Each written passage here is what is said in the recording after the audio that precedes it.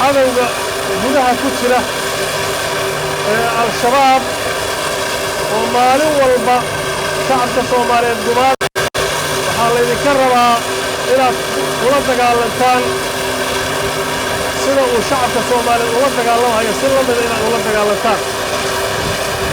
waxaa laydinka rabaa xuduudaha dalka inaad sugtaan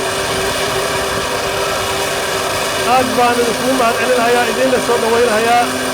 difcaddan maanta timid waa difcaddii 9aad waxaa isla maanta baxahaya difcaddii 10aad baa baxaysa haddii ilaahay yidhaahdo taasuna waxay muujinaysaa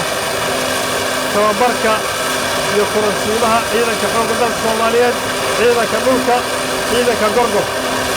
gorgor waa ciidanka xoogga dalka Soomaaliyeed uu ku faano maanta cadowguna uu ka naxo gorgor ha noolaado waxaa laydinka rabaa ciidanka gorgorow halkaa inaad ku qorataan